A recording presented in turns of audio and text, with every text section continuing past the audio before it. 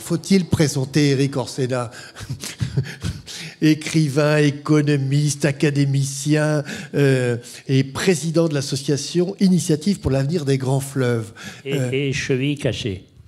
Voilà, oui. J'espère que ce n'est pas en descendant d'un bateau. Non, non, non, mais c'est en glissant sous la pluie. Ah. C'est-à-dire, il y avait une averse incroyable vers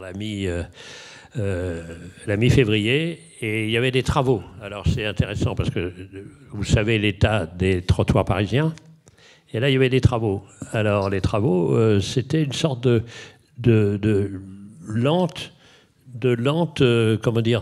traînée de sable. Et sous l'averse, une traînée de sable, c'est de la glace. Et voilà, Péronnet cassé. Voilà. Donc j'ai appris le nouveau nom du Péronnet qui s'appelle la Fiboula. C'est quand même extrêmement joli. Alors, on espère que vous allez très vite retrouver l'usage, parce que vous êtes un globe-trotteur, en fait. En fait, je me suis aperçu qu'en regardant un peu tout ce que vous aviez fait, mais vous n'avez pas arrêté de courir le monde, si je puis dire. Alors, c'est exactement ça. Il y a un proverbe que Nicolas Gilsoul, mon camarade... Votre complice. Ah là là, de Versailles. Alors, on se dit, j'adore cette sagesse qu'on dit italienne. Je suis tombé de cheval, c'est parfait, je voulais descendre. Comme on dit, ça tombait bien. Vous voyez, le truc, ça tombait bien. Et bien là, ça tombait bien. Donc voilà, c'est vrai que j'étais un peu partout. En gros, pour l'instant, c'est 110 pays. Donc c'est un peu... Et parce que j'ai eu envie de regarder un peu ce qui se passait. Et donc, mon vrai métier, c'est d'être professeur d'économie des matières premières. Oui. À un moment où on s'en foutait, les matières premières, c'était pas la mode, il fallait aller dans la tech, etc. Puis maintenant, on voit avec les terres dites rares, etc. On dit, tiens, c'est quand même intéressant, la géologie, ça veut dire quoi? La terre, les matières, ça veut dire quoi? Rare, moyennement rare, un peu rare et tout ça. Et puis, il y a... plus de 20 ans, 25 ans, je me suis dit, la première des matières premières, c'est l'eau. Donc j'ai décidé de m'intéresser à l'eau. D'autant plus qu'il y avait deux raisons. C'est que, ayant été élu assez tôt à l'Académie française, je me suis retrouvé au fauteuil de Cousteau, juste successeur de Cousteau, donc l'eau avec un peu de sel. Et puis avant, c'était Pasteur. Donc l'eau, comme il disait, nous buvons 80% de nos maladies. Alors, c'est évidemment que des maladies infectieuses, mais quand même, c'était ça. Donc, je me suis dit, tiens, il y a un truc là. C'était en 1998. C'était exactement. Mais avant, je m'étais beaucoup intéressé aux questions de navigation, puisque on passait nos vacances dans l'île de Bréhat, donc on naviguait avec un courant assez violent. Et puis, comme j'avais jamais navigué, je naviguais aussi sur la Seine. Donc j'ai toujours navigué, et le livre qui a eu le Goncourt, donc en 88, c'était un livre sur l'Amazone, parce qu'une grande partie de ma famille est brésilienne. Donc toujours l'eau qui passe, l'eau comme métaphore, l'eau comme... voilà. Alors, avec le Bangladesh, ça a été une histoire d'amitié incroyable. Un jour, je rencontre quelqu'un qui est steward d'Air France. Et il me dit, j'ai un projet qui n'est pas en relation avec mon métier. J'ai été au Bangladesh, je suis tombé un peu amoureux d'une dame, dont on reparlera, et il y a un grand besoin d'hôpitaux. Mais il n'y a pas de route. Les seules façons de faire avancer, de mettre des hôpitaux à la disposition des habitants, c'est par le fleuve. Donc j'ai une solution. Ah bon? Laquelle, monsieur Yves? Eh bien, je viens d'acheter une péniche dans le nord. Je les descends une Fraissinet. Je la descends par les canaux jusqu'à Fos-sur-Mer. J'amarine un peu. je prends et puis voilà, et puis je vais partir. Donc il est parti avec sa péniche. Il avait trouvé un mec qui rôdait par là, qui sortait de prison, qui savait rien à foutre et tout ça, donc il l'a pris avec lui, ne connaissait rien à la navigation, et il est parti sur sa péniche. Il est parti sur sa péniche, il est passé par le canal de Suez, et il est allé jusqu'au Bangladesh. Et c'est là où je l'ai rencontré vraiment. C'était sur le moyen Brahmapoutre, c'est-à-dire au milieu du Bangladesh, et il avait créé, avec sa femme, qui s'appelle Runa Khan, qui est la grande famille de là-bas et qui est une patronne d'une ONG avec 6000 membres quand même, hein, qui s'appelle Friendship, et il avait créé un hôpital ophtalmologique au milieu de nulle part. Et c'est-à-dire qu'on voyait arriver des gens du village, on les regardait un peu, on leur mettait un sparadrap sur l'œil à opérer, et puis on les opérait de la cataracte, et puis ils repartaient, comme ça, en voyant, alors qu'au début, ils ne voyaient rien du tout. C'est comme ça, mon premier voyage au Bangladesh, c'était un voyage, d'une certaine manière, médical, avec ce genre de rêve fou, et ce pays d'eau complet.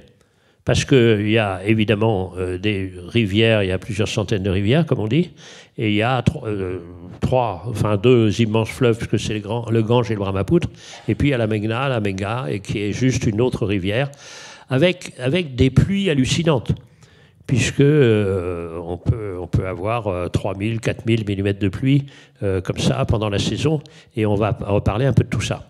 Donc moi je suis fou d'eau, c'était le pays où je suis venu, revenu sans arrêt avec eux, parce qu'il y avait un projet très architecte à l'ancienne avec Banque mondiale au moment où Jacques Attali présidait la Banque européenne, et donc c'était de faire une immense digue pour préserver le Bangladesh de la mer. Et on va parler de toutes ces questions-là, parce qu'on a exactement la même chose, au fond, en Louisiane. Alors vous aviez écrit « Il était une fois une région du monde bénie des dieux, fille de 2 grands fleuves venus du Tibet ». Voilà. Donc là, vous définissiez géographiquement, en fait, cette répartition. En fait, alors, il faut savoir que à 300 ou 400 millions d'êtres humains près, la moitié de la population du monde dépend pour son eau d'un fleuve qui descend du Tibet. Et on peut aller pas seulement sur l'Asie, mais aussi en Afrique. Écoutez bien, parce que ça c'est un savoir récent. Il se trouve que je milite ardemment pour qu'on essaye de sauver le massif du Fouta Djallon, en Guinée, d'où descendent les plus grands fleuves de l'Afrique de l'Ouest, c'est-à-dire le fleuve Sénégal, le fleuve Gambie et surtout le fleuve Niger. On est en train de ravager cet immense massif forestier. D'abord parce qu'il y a les troupeaux qui pourrissent les têtes de source, parce qu'on coupe les arbres pour planter plus, et puis surtout parce qu'il y a des matières premières en dessous. Principalement l'or, mais pas seulement. Donc je dis, qu'est-ce qui va se passer quand il n'y aura plus de forêt? Il n'y aura plus de fleuves. Et deux savants me disent, non, c'est incomplet. Évidemment, ça aura un impact sur les régimes d'eau, mais tu n'as qu'une vision partielle, car vers le mois d'avril, commence au-dessus du Tibet un jet stream qui va à l'envers des flux principaux qui sont des flux d'ouest. Il y a un jet stream qui part et qui va lui plein ouest, est, ouest. Et quand ce jet stream rencontre les terres surchauffées de l'Afrique de l'Ouest, les conditions de température et de pression sont telles que ces vapeurs se changent en pluie, et c'est une partie de ce qu'on appelle la saison des pluies. Donc, l'Afrique de l'Ouest dépend aussi du Tibet pour son eau. C'est-à-dire que le réchauffement général et la fonte des glaciers du Tibet impacteraient aussi l'Afrique. C'est vous dire l'importance. Alors évidemment, vous comprenez l'immense importance pour la Chine de détenir tous ces fleuves. Quand vous prenez de l'Indus au Pakistan et vous allez comme ça dans le sens inverse des aiguilles d'une montre jusqu'au fleuve jaune. Enfin, ça, on peut parler des heures et des heures. Comme vous sentez, c'est ma passion absolue. Et donc, je suis obligé d'y aller. Quand on me dit fleuve jaune, je ne peux pas ne pas aller au fleuve jaune. Quand on me dit Yangtze, je ne peux pas aller au Yangtze. Quand on me dit Indus, c'est impossible de me retenir. Même, on peut me casser tous les fémurs qu'on veut, tout, c'est pas possible. Alors, il y a un sujet qui vous préoccupe, c'est le barrage. Parce que justement, sur les fleuves, on installe aussi des barrages. C'est valable sur le Nil. On sait que vous êtes mobilisés, justement, très inquiets pour ce barrage qui s'appelle Renaissance, j'ai appris. Alors, on dit un petit peu... Il se trouve que je suis enseignant à l'école de guerre sur ces questions. C'est-à-dire géopolitique des fleuves. En 3 mots sur le Nil. Après, on reviendra au Bangladesh. Ben, bien sûr, mais on se promène, hein. On est là, comme ça, bon. Et il se trouve que le pouvoir, dans cette région du monde, a toujours été à l'Égypte. Parce qu'il y a eu les pharaons, il y a eu l'Empire ottoman, et il y a eu la colonisation anglaise, qui ont toujours interdit à l'Éthiopie, d'où vient le Nil bleu, c'est-à-dire 80% du Nil, de prélever plus qu'une toute petite partie de son eau. Sauf que, maintenant, si vous avez 100 millions d'habitants en Égypte, en aval, vous avez 110 à 115 millions d'habitants en Éthiopie. Et l'Éthiopie a dit, cette limite de prélèvement sur notre eau, c'est-à-dire notre fleuve bleu, notre Nil bleu, c'est fini. Donc, sans rien demander à personne, ils ont élevé un barrage Renaissance juste avant la frontière du Soudan. Et en ce moment, on négocie avec le Soudan, qui est dans un état apocalyptique, comme vous savez, mais aussi avec l'Égypte et puis l'Éthiopie pour savoir comment est-ce qu'on va se répartir les eaux.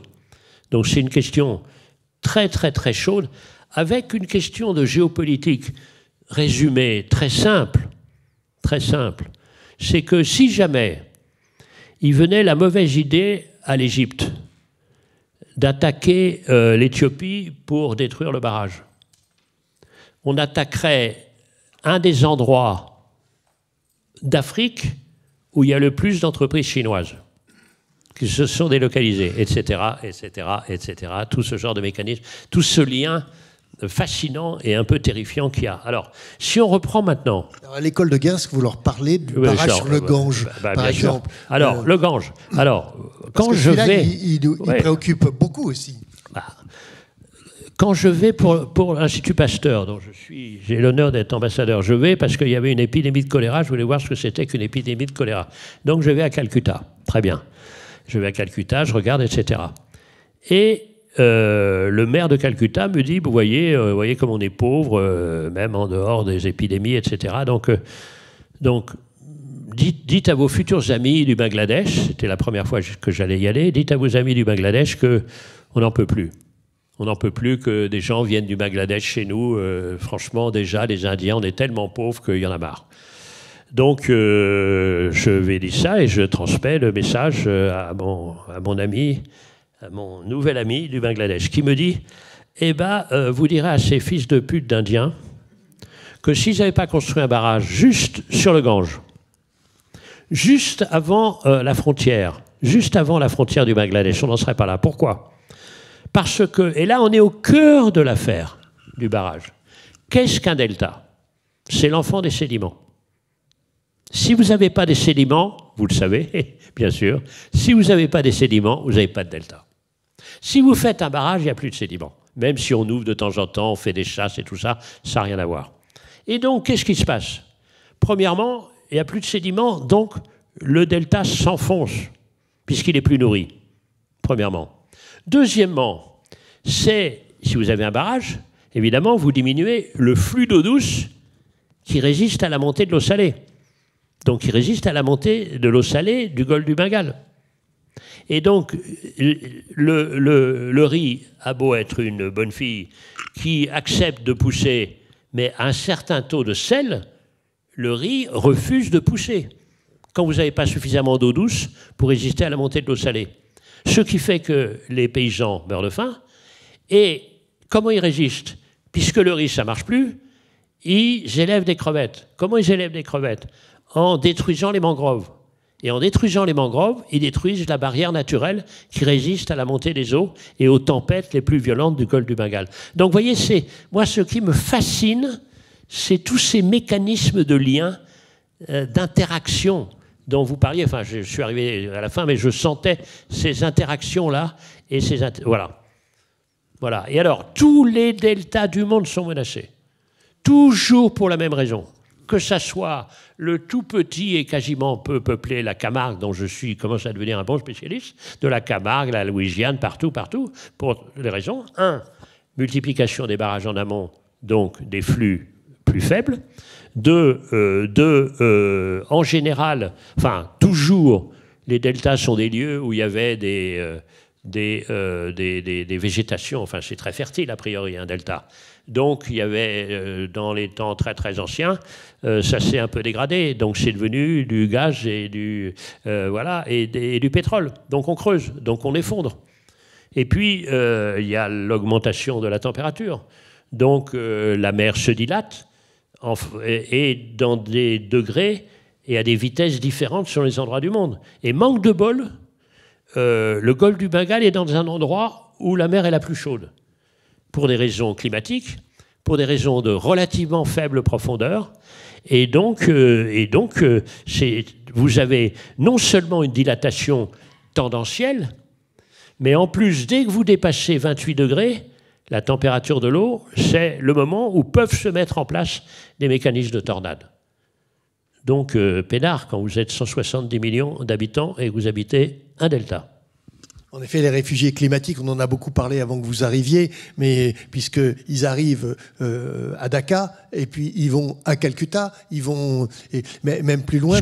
Ce qu'on a vu... Alors, j'ai jamais de ma vie entière, je vous l'ai dit, vous l'avez rappelé, mais j'ai été dans beaucoup d'endroits, j'ai jamais vu une occupation d'espace, ceux qui ont été à Dakar, j'ai vu là, comme au Bangladesh, et notamment à Dakar. Jamais j'ai vu ça. C'est-à-dire les gares où les familles habitent sur les rails et se retirent quand un train arrive ou part. Jamais j'ai vu ça entre les rails. Ils sont là comme ça, cette occupation-là, parce qu'il n'y a plus de place, et ça monte. Et ce que c'est que j'ai été là, moi, pendant un typhon, j'ai été là dans un des refuges, mais je ne sais pas combien on était, on devait être, je ne sais pas, dans 50 mètres carrés, on devait être, je ne sais pas, 100. Parce que ça arrivait comme ça, et les gens arrivaient, on ne pouvait plus les prendre. Et donc, cette occupation de l'espace, donc c'est pour ça que, pour moi, c'est vraiment le Bangladesh, c'est vraiment le miroir de tous les dérèglements. Alors, quand on rajoute, que le Bangladesh a comme activité principale le textile, qui est une activité à la fois polluante et qui entraîne évidemment des travaux, notamment des enfants, etc., et que vous rajoutez là-dessus les folies mortifères de Trump avec les droits de douane, donc comment ça va se passer? Et quand vous voyez que tout ça a comme origine l'indépendance de l'Inde avec la partition entre les deux Pakistans, puisque le Bangladesh, il faut toujours le rappeler, le Bangladesh, c'est au départ le Pakistan oriental, donc, etc. Donc moi, j'ai le plus grand respect pour celui qui est le président actuel. La précédente, c'était terrifiant. Donc, on y retourne sans arrêt, on essaye de voir des choses, il y a des gens qui repoussent des mangroves. Ce que vous dites, exactement ce que vous dites, comment ça se passe, à quel niveau ça peut se faire. Et puis, évidemment, la pression, la pression démographique qui est folle dans cet endroit. Et puis, il n'y a aucune sorte de gestion commune des fleuves. C'est-à-dire, la Chine décide tout. Vous avez vu les nouveaux projets de barrages, évidemment, pour des raisons d'hydroélectricité, parce que quand ça dégringole du Tibet, de 4000 mètres, vous voyez ce que c'est que le potentiel de production d'énergie quand vous avez 1000 mètres d'écart, ce qui est en train de se passer. Donc il y a un projet de barrage, comme on n'a jamais vu, qui sera entre 5 et 10 fois le barrage des Trois Gorges, sur le très haut Brahmapoutre. Donc c'est, pardon d'être là, mais donc le prochain voyage sera essayer de monter au Tibet pour aller voir un peu ça, mais mon cardiologue n'est pas d'accord. Alors vous dites que le Bangladesh est... Y passer à 5000 mètres, non. Surtout avec, en plus, ce que tu vas voir, non. Je vais vous ramener au niveau de la mer. Vous venez de dire le Bangladesh miroir des dérèglements. Est-ce que ça pourrait être aussi le laboratoire, justement, sur ces questions-là? Justement, le fait qu'il soit aux avant-postes, est-ce que, pour vous, il y aurait là une sorte de mission mondiale Vous savez, ça fait depuis longtemps, c'est-à-dire le grand projet de digue, tout ça, etc., il ne vous a pas échappé que les budgets pour la coopération internationale ont été plutôt réduits ces temps-ci et que ça va continuer. Il ne vous a pas échappé qu'on n'a plus le droit de dire qu'il y a un dérèglement climatique. On n'a plus le droit. Dès que vous dites ça, hop, etc. Enfin, on est dans un monde comme ça complètement fou. Et là, c'était déjà compliqué avant. Honnêtement, là, je ne vois pas comment ça va se passer dans cette région du monde. Franchement, là je ne sais pas trop. On a des collaborations, on travaille beaucoup avec Friendship, on travaille beaucoup avec d'autres, on travaille avec aussi les gens de l'Alliance française, on essaye de voir un peu ce que ça va donner. C'est un lieu de très haute culture, de musique très sophistiquée, de très grande poésie, de tout ça. Mais concrètement, sur les questions d'eau et de dérèglement, dont ils sont en rien responsables, évidemment. Puisque le réchauffement, la responsabilité sur le réchauffement global du Bangladesh, vous imaginez, c'est quand même rien du tout. Et ils sont là, donc comment ça va se passer? Honnêtement, je ne sais pas. La probabilité... c'est que, enfin, je parle sous contrôle d'autres gens qui ont été là-bas ou qui connaissent bien les questions, ou qui tout ça, mais je ne vois pas comment on pourrait empêcher des millions et des millions de gens de quitter ce pays parce que la mer va monter. Alors, un de vos confrères académiciens, on a ici Marc Barani, mais Jacques Rougerie, à l'Académie des Beaux-Arts, précisément dit: il faut arrêter de construire des murs, il faut arrêter de lutter contre la mer, il faut faire avec elle. Donc est-ce qu'on peut inverser j'allais dire presque le paradigme par rapport à ça? Alors, j'ai eu l'honneur de participer à une réunion que organisait Nicolas Gilsoul ici présent, où il y avait Marc, où il y avait Rougerie, où il y avait justement se demander. Et c'est la question... qu'on se pose un peu partout, parce que, à des degrés bien moindres, en tant qu'économiste, je suis en contact avec les compagnies d'assurance qui n'assurent plus des endroits de France qui sont trop près de la mer. C'est-à-dire, par exemple, tout aux alentours de Boulogne, où ça commence à être rongé, et aussi en Vendée. Ils n'assurent plus. Parce que de la même manière qu'on a construit trop près des rivières, on a construit trop près de la mer. Donc, à un moment donné, comme on dit, il faut faire la part du feu. Donc, moi, c'est pour ça que j'ai raté ma vie, parce que j'aurais voulu être architecte, parce que c'est la façon de faire de la politique la plus directe, c'est-à-dire que si on rate son bâtiment, on construit des cauchemars, et si on réussit, on a une vie qui est en contact et en certaine harmonie avec les gens d'à côté, enfin avec les êtres humains et aussi avec la nature. Et c'est pour ça honnêtement que je suis venu, parce que je respecte ce que vous faites, mais pour moi l'architecture, c'est le possible. Et donc, alors il y a des grands mégalos qui veulent faire des tours de 800 mètres et tout ça, moi j'en ai rien à foutre de ces trucs-là, mais comment est-ce qu'on est justement en liaison avec ces questions. Et on prépare un livre avec Nicolas sur ces questions, parce que ce qui est quand même très frappant, si on me demande alors quelles sont les dernières nouvelles de l'eau, moi je dis c'est très simple. Les déserts avancent et les villes se noient. C'est ça le travail. Et donc, comment est-ce qu'on va faire la part de cette montée? Il est bien clair qu'on ne restera pas à 2 degrés, à 3 degrés, à tout ça, le pourcentage, etc. Donc il faudrait, mais évidemment, les êtres humains sont bien trop fous pour le faire, donc il va falloir plus s'adapter que résister. Donc s'adapter, c'est les architectes. Donc comment est-ce qu'on va faire? C'est pour ça que toutes les études qui ont été faites, j'étais passionné de voir toutes les possibilités qu'on peut faire. C'est-à-dire, comment est-ce qu'on va faire? Simplement, ce que vous inventez vous-même, c'est pas ce qu'il y a forcément de meilleur marché. Et quand vous êtes un des pays les plus pauvres du monde et un des plus nombreux, comment est-ce qu'on va faire? Et imaginez 50 millions de migrants débarquant dans les alentours de Calcutta. Donc, alerte, moi je dois vous dire que là je suis assez paumé là.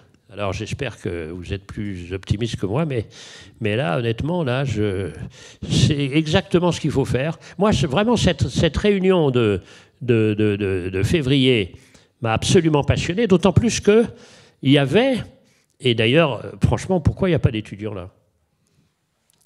Ils sont... Alors je ne sais pas, mais en tout cas, ils vont nous suivre parce que tout est filmé, tout est capté. Non, mais d'accord, mais quand même, ils sont où là?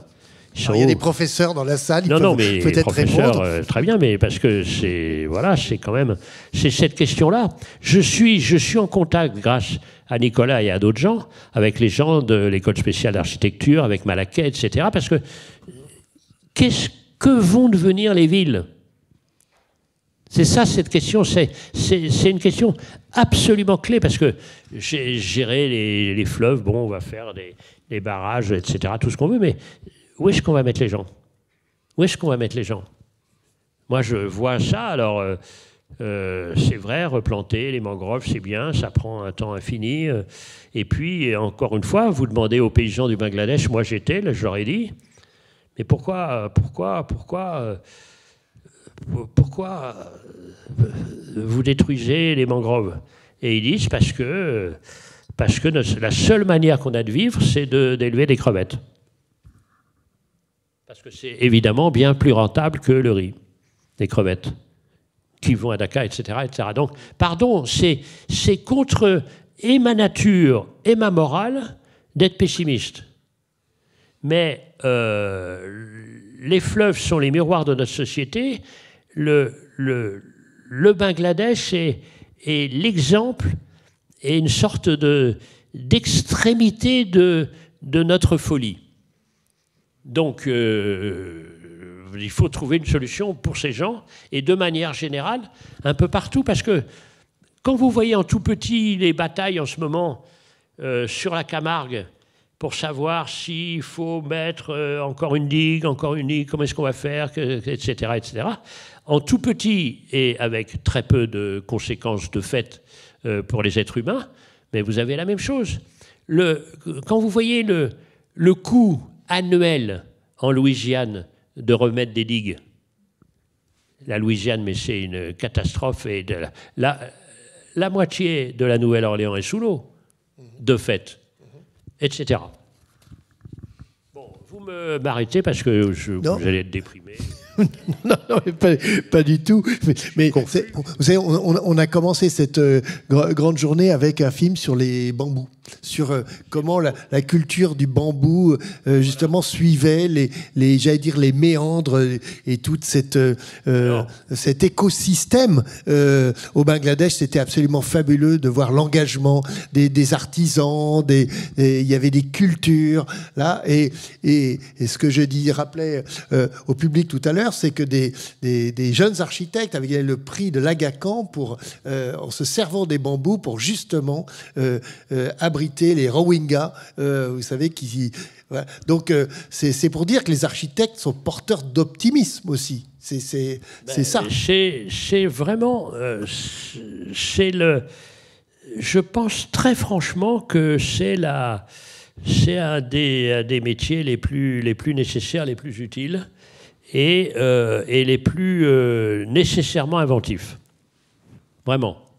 Vraiment, vraiment, parce que c'est quoi une ville aujourd'hui? On a travaillé avec Nicolas, il y a 10 ans maintenant, quasiment, on a travaillé sur les villes, puisque j'avais travaillé sur les mondialisations. D'ailleurs, quand je pense que j'ai fait 8 tomes des petits précis de mondialisation, donc j'ai commencé hier un petit précis de démondialisation, avec tout ce qui est en train de se passer. Et donc voilà. Et donc on a travaillé sur les villes. Et moi, je suis frappé de voir une invention d'architecte, c'est-à-dire les villes qui peuvent absorber l'eau. Regardez Valence.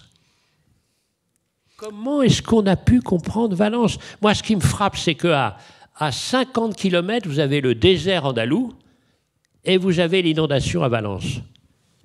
Et moi, ce cas, quand même, Valence, mais c'est quand même... Comment est-ce qu'on a pu... c'est une sorte de concentré de folie, Valence. Mais on a eu ça chez nous aussi, à Vaison, à plein dessus, on a eu ça à Redon, on a eu ça un peu partout, comme ça. C'est ça qui est le plus frappant. Donc ça, c'est une question d'architecte, mais d'architecte, enfin, je suis incompétent, architecte et urbaniste, c'est-à-dire la conception de la ville, pas du bâtiment. Moi, ce qui me frappe aussi, c'est que on parle souvent de bâtiments. Moi, j'ai connu les architectes parce que j'ai eu l'honneur d'être conseiller culturel de François Mitterrand au moment des grands travaux. Donc, mon premier prof d'architecture, c'était Paye. Donc, c'est bien. Et ensuite, Dominique Perrault. Et ensuite, Dominique. Et donc, voilà. Mais c'est la question, c'est quoi une ville? C'est quoi une ville aujourd'hui? Puisque de plus en plus de gens habitent les villes. Puisqu'avant, c'était un tiers, c'était la moitié, maintenant, c'est les 2 tiers, et de plus en plus de gens rejoignent les villes. Alors qu'est-ce qu'une ville? Shakespeare a répondu, vous savez, qu'il disait, qu'est-ce qu'une ville, sinon ses habitants? Ouais. Donc, voilà. Enfin, voilà. Donc, bref,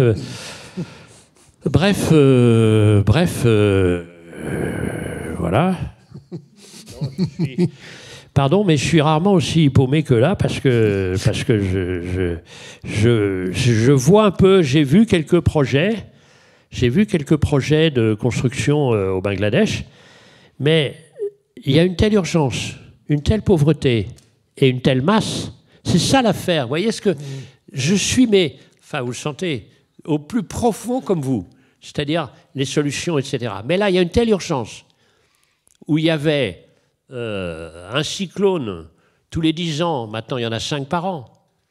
Ils étaient 50 millions, ils sont 170, etc. C'est-à-dire, vous voyez, on rajoute comme ça sans arrêt, alors que vous avez raison, c'est à cette échelle-là, la plus directe, la plus précise, la plus locale, que ça doit se régler. Mais il y a un tel déferlement, donc je ne sais pas comment ça va se passer. Vous voyez, et puis il y a des endroits où on discute, mais il n'y a aucune sorte de discussion entre l'Inde, le Bangladesh et la Chine. Il n'y en a pas. On fait comme on a dit. Et alors, comme à l'inverse de ce qui se passe, comme j'ai dit, sur le Nil, donc, celui qui est en amont est propriétaire de l'eau. Donc, il en fait ce qu'on veut. Et on voit ce qui s'est passé sur alors, un autre fleuve sur le Mékong. Moi, je me souviens, j'ai discuté avec des gens, des amis chinois, en leur disant, regardez ce qui se passe, il n'y a plus d'eau dans le delta du Mékong. Regardez le delta du Mékong. C'est extrêmement intéressant. Parce que vous arrivez, vous dites, il n'y a plus d'eau dans le Mékong. Alors, les gens disent, oui, c'est à cause du dérèglement climatique. Pas du tout, c'est 8 barrages à la tombée du Tibet. 8 à la tombée du Tibet, premièrement. Deuxièmement, on n'a plus de sable. Pourquoi il n'y a plus de sable? Parce que, notamment à Phnom Penh, il y a des corruptions énormes de l'équipe dirigeante qui vend le sable. Et puis ensuite, il n'y a plus d'eau ni de sable dans le delta du Mékong vers le bas. Pourquoi? Et c'est la partie vietnamienne. 60% de la production de riz du Vietnam vient de là. Sauf s'il n'y a plus d'eau, il n'y a plus de riz. Mais où le Vietnam a-t-il puisé son sable pour construire Ho Chi Minh Ville? Dans le delta. Donc, vous voyez, c'est pour comprendre, c'est ça qui est le plus compliqué, c'est que pour comprendre, il faut bien être au courant des liens. Et quand vous êtes au courant des liens, vous vous dites où je peux agir, puisque si j'agis sur une petite part, comment est-ce que je pourrais avoir la moindre maîtrise sur les autres éléments? Avec, en plus, la telle pression démographique, ce que c'est. Comprenez? Donc, voilà. Donc, c'est pour ça que réfléchir sur le Bangladesh est tellement important pour 2 raisons. Premièrement, à cause de ces gens qui sont là, en péril, déjà en souffrance, mais en plus en péril. Et deux, selon la formule bien connue, nous serons tous des Bangladais, à terme. C'est-à-dire les chevals blancs, là, machin, de crin blanc de la Camargue, à la limite, ce sont le Bangladesh du futur, si la Méditerranée continue à monter. Comprenez? Ce genre de choses. C'est pour ça que c'est 2 fois passionnant. C'est-à-dire on est au cœur du plus difficile et au cœur de l'avenir le plus probable. Donc c'est là qu'il ne faut sûrement pas baisser les bras, jamais.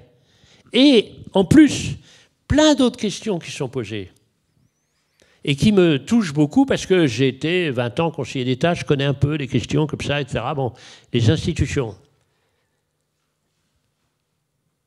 Le risque, quand vous êtes une ONG efficace, et que vous êtes plus efficace que l'État, parce que moins corrompu et plus concret, c'est de vous faire attaquer en tant qu'ONG comme atteinte à l'État. Et moi, j'ai très peur de mes amis, quand il y a eu ces troubles terribles, où il y a eu un nombre de morts incroyable à Dakar, quand même. Et donc, vous voyez, c'est-à-dire, c'est non seulement une sorte de laboratoire des questions climatiques, des questions économiques, des questions, etc., mais c'est aussi un laboratoire des questions institutionnelles dans un climat de tellement forte pression et d'absence d'État. Donc, c'est... bon, voilà. Alors vous avez avancé le concept d'hydrodiplomatie, justement que c'est... Est-ce que ça, c'est... Enfin, je crois que c'est vous qui l'avez inventé, je crois. Non, moi, j'ai... Vous l'avez récupéré. Non, j'ai la seule invention dont je suis très fier et qui m'est reconnue, là, vraiment, c'est inscrit dans le livre des records. C'est, j'ai appelé le vin la géographie liquide. Alors là, c'est d'autres choses, là, parce que voilà, j'aime bien et tout ça, cette diversité incroyable. Non, non. Mais l'hydrodiplomatie, c'est ça. C'est-à-dire se mettre, considérer, mais vous imaginez que l'hydrodiplomatie du Tibet, considérer que le Tibet n'appartient pas à la Chine. Vous croyez que c'est réaliste, ça ? Imaginez que le fleuve appartient à tous ceux qui, depuis la source jusque-là. Alors, quand vous voyez... Moi, je travaille avec... Parce que c'est eux qui nous appuient, notre association, sur l'initiative pour l'avenir des grands fleuves. Et donc, on travaille, évidemment, avec le Rhône, puisque c'est à Lyon. Et on travaille sur le Rhône. Alors, le Rhône... C'est facile parce qu'il est petit, il est suisse et français. Alors, il prend sa source dans le Gothard, si ma mémoire est bonne. Et il prend sa source Saint-Gothard, tout ça, voilà. Etc. Voilà, par là. Il traverse le lac Léman. Ça, le lac Léman, et puis il revient. Alors, évidemment, le glacier La Fourcade, d'où il vient, est en train de fondre. Donc, il y aura moins d'apports.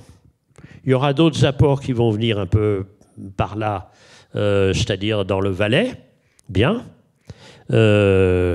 avec quelque chose dont il faut bien avoir à l'esprit, c'est que une moyenne n'a aucun sens. Même si vous avez sur l'année le même débit, si vous n'avez d'eau que dans les moments où vous n'en avez pas besoin pour l'agriculture, c'est une catastrophe. Vous voyez ce que je veux dire ? Vous pouvez très bien avoir énormément d'eau en hiver et plus du tout en été. Et par exemple, vous pouvez avoir d'eau pour telle qualité de blé et jamais pour le maïs, etc. etc. Donc, méfiez-vous, moyenne et débit. Hein. Regardez un peu, c'est à quel moment de l'année vous avez. Si vous avez, par exemple, si vous avez énormément d'eau et puis plus, quand vous avez énormément d'eau, ben, par exemple, vous êtes obligé d'ouvrir les vannes parce que vous ne pouvez pas faire marcher les barrages, etc. Bref, il y a le barrage, le glacier va fondre, donc il y aura moins d'eau dans le Léman, avec les conséquences qu'on peut imaginer.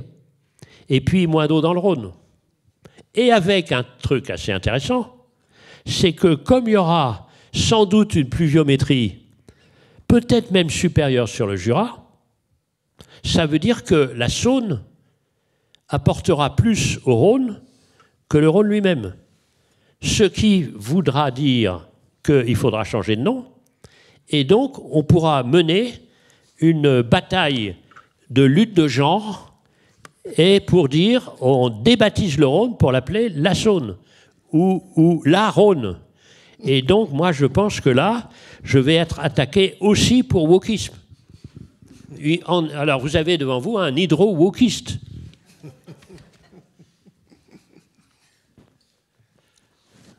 Votre prochain livre, pour terminer, oui. Voyage au pays nomade, c'est ça ? Alors, il se trouve que j'ai un ami photographe avec qui j'ai beaucoup voyagé. Vous êtes toujours un complice dans les livres, hein, j'ai remarqué. Pardon ? À part vos romans, bien sûr. Vous êtes toujours un complice, vous aimez bien travailler comme ça, avec un photographe, un cinéaste, un architecte, ici présent. On croise les regards. Moi, j'avais cette chance, j'ai pas mal voyagé avec mes parents et chaque soir, il nous disait, alors, qu'est-ce que vous avez vu ? Et il faisait un peu des championnats de regard dans la famille.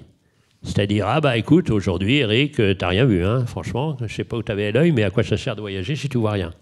Et donc, moi, j'adore, parce que quand je suis avec Nicolas ou avec ce... Et alors, avec ce photographe, on a été beaucoup dans des endroits. Et alors, pourquoi ? C'est quoi, c'est un pays nomade ? Un pays nomade, c'est un pays dont les frontières ne sont pas très stables.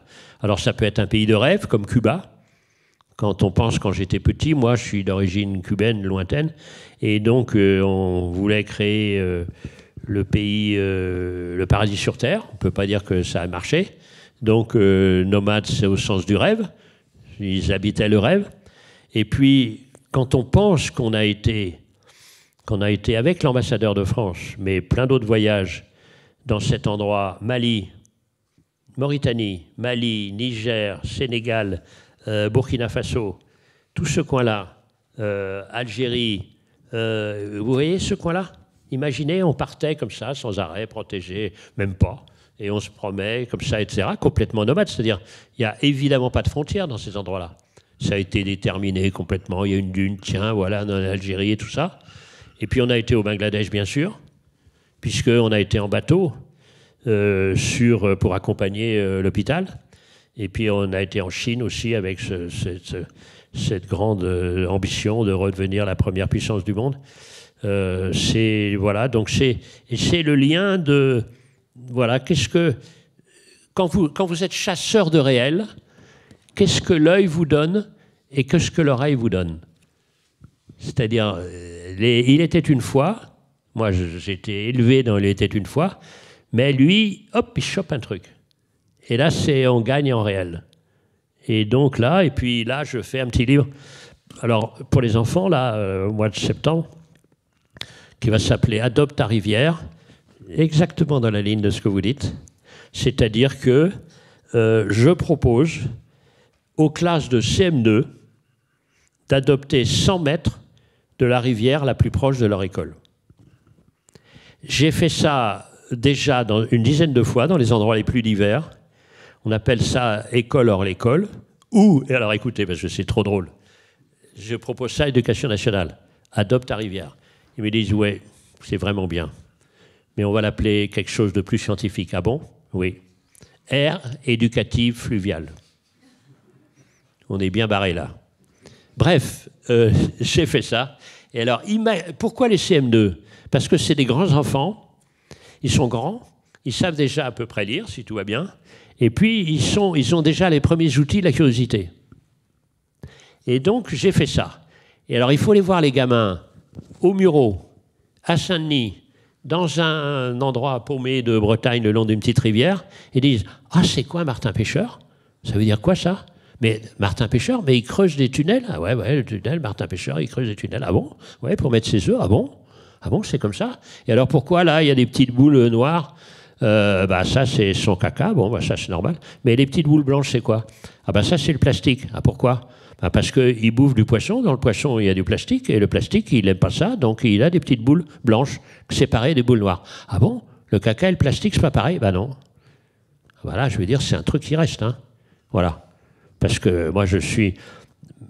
Franchement, ma vie est un échec total. Ami militant de la social-démocratie, vraiment de la démocratie en Afrique, etc. Enfin, une catastrophe absolue. Donc la seule chose que j'essaye, c'est que sur ma tombe, il y ait prof. Et un prof, c'est celui qui apprend. Mais apprend... Alors je me suis rendu compte des deux sens du mot apprendre. Il apprend aux autres, mais il apprend d'abord à soi-même.